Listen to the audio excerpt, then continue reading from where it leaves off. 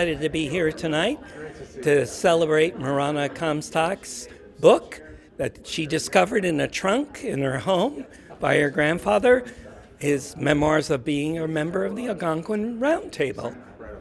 I don't really have any living family, so my family's work is family to me.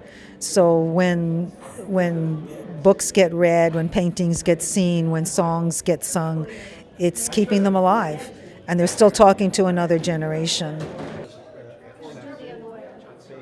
And welcome everyone here for the launch of my grandfather Konrad Bercovici's The Algonquin Round Table, 25 years with the Legends Who Lunch, which I guess sort of makes us the Legends Who Launch.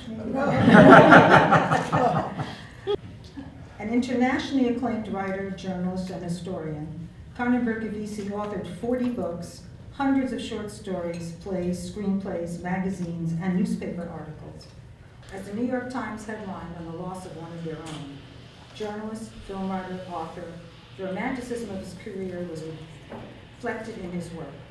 Konrad Bercovici was a writer of great gusto, a world traveler who enriched his writing talent in the tradition of the determined journeyman of life.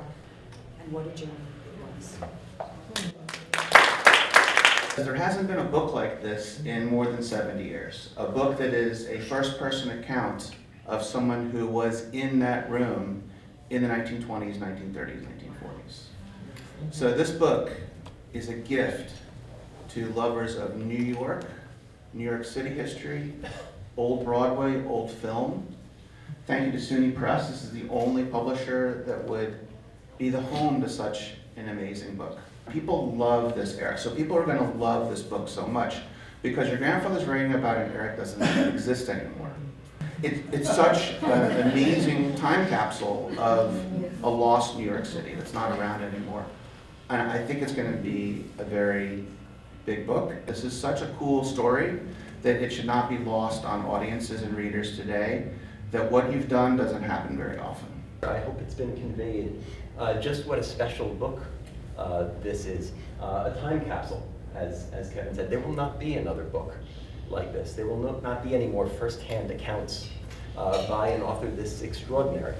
The company of Ben Hecht and Dorothy Parker and that whole crowd, you have his extraordinary company.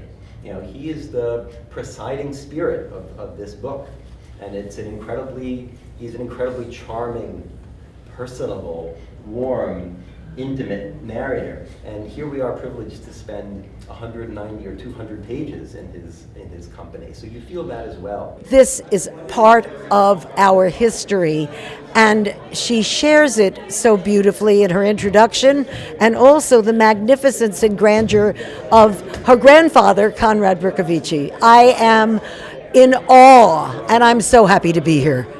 Oh, what a legacy.